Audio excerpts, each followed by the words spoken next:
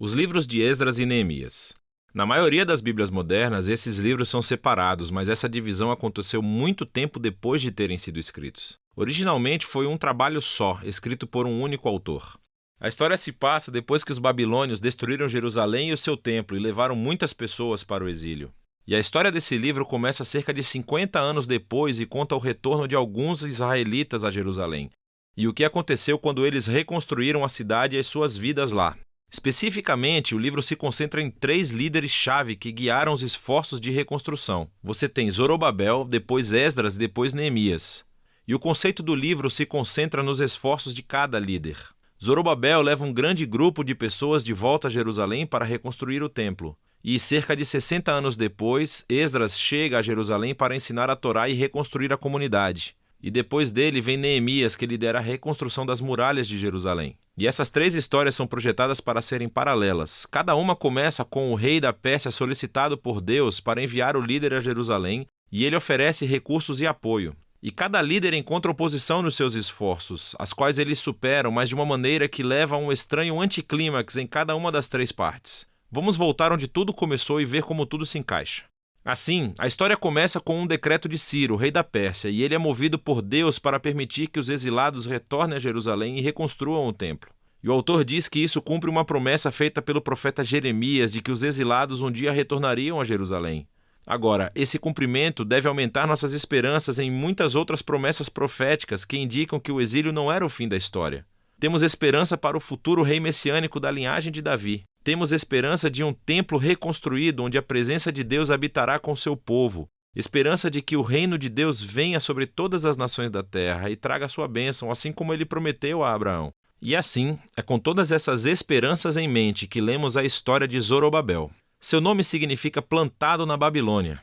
Ele representa a geração nascida na Babilônia em cativeiro e lidera uma onda de israelitas que estão retornando a Jerusalém. Depois que eles se estabelecem por lá, eles reconstroem o altar para oferecer sacrifícios e depois o próprio templo. A cerimônia de fundação e depois a dedicação final do templo são momentos-chave.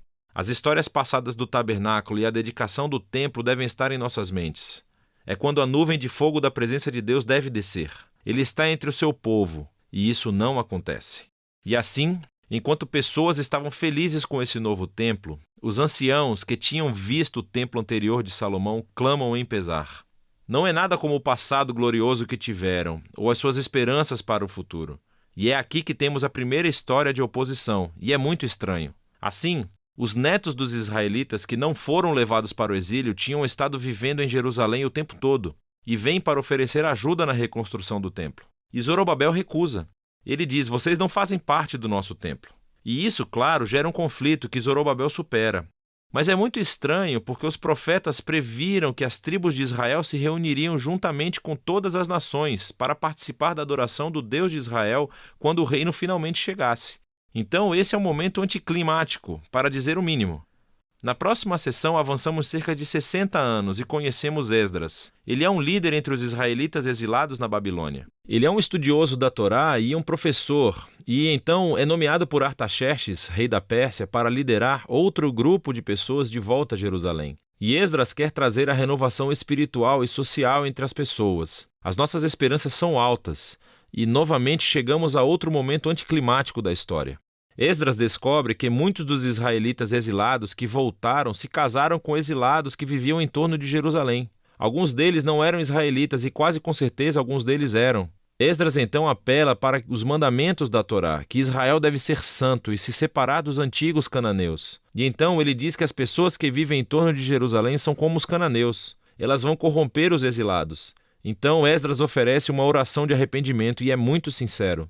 Mas depois ele convoca todos os líderes e faz esse decreto de divórcio, que diz que todos esses casamentos devem ser anulados e as mulheres e crianças mandadas embora. E o decreto é cumprido apenas parcialmente. Temos uma lista de alguns dos homens que se divorciaram de suas esposas. A história é muito estranha por várias razões. Primeiro de tudo, Deus nunca ordenou que Esdras fizesse isso. Foram os líderes de Jerusalém que levaram Esdras a fazer o decreto. Segundo, o profeta contemporâneo Malaquias disse que o exílio deveria se importar com a pureza. Mas ele também disse que Deus se opunha ao divórcio. E assim gera os resultados mistos do decreto.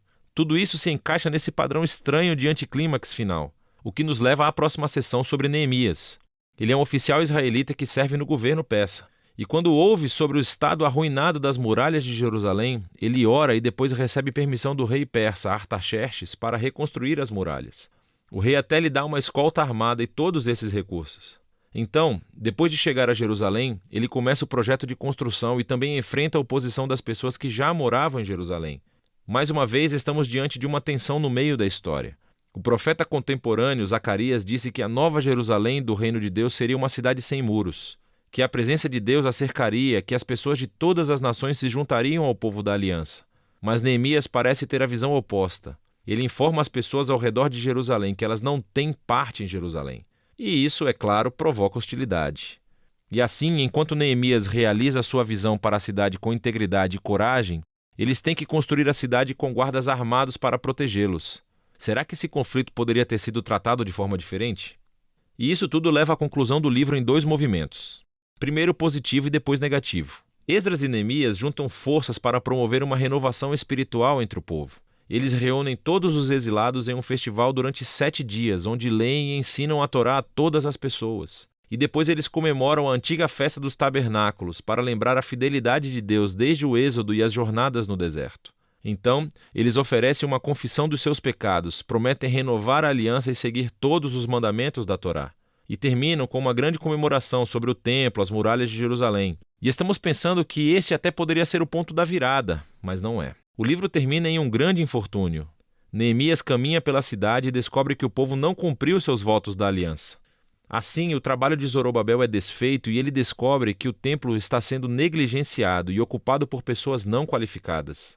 Ele então descobre que o trabalho de Esdras está sendo comprometido. Ele encontra todos transgredindo a Torá. As pessoas estão trabalhando no sábado. E isso afeta até mesmo seu próprio trabalho nas muralhas, porque as pessoas estão montando mercados ao redor dos muros de Jerusalém e trabalhando no sábado. Então Neemias fica furioso. Ele bate nas pessoas, arranca os seus cabelos e grita: obedeçam aos mandamentos da Torá. E as suas últimas palavras são uma oração para que Deus se lembre dele, que pelo menos ele tentou. E o livro termina. Quero dizer, é muito estranho, mas estamos preparados para isso, certo? Esses momentos anticlimáticos foram entrelaçados intencionalmente no conceito do livro. E assim levanta-se a questão: o que esse livro contribui para o enredo da Bíblia? Bem, lembre-se, o livro começou aumentando as nossas esperanças nas promessas proféticas sobre o Messias, o templo, o reino de Deus. Mas nada disso acontece. Então, mesmo que Israel esteja de volta na sua terra, o seu estado espiritual parece inalterado desde antes do exílio. E apesar de Esdras e Neemias fazerem o seu melhor, as suas reformas políticas e sociais entre as pessoas não abordam as questões centrais de seus corações. Então, esse livro está apontando a mesma necessidade destacada pelos profetas Jeremias e Ezequiel, que o povo de Deus precisa é uma transformação holística dos seus corações, se eles algum dia vão amar a Deus e obedecer ao seu Deus. E assim o livro termina de uma forma deprimente, mas obriga você a continuar lendo os livros proféticos para descobrir o que Deus vai fazer para cumprir as suas promessas da grande aliança. Mas por enquanto, esse é o livro de Esdras e Neemias.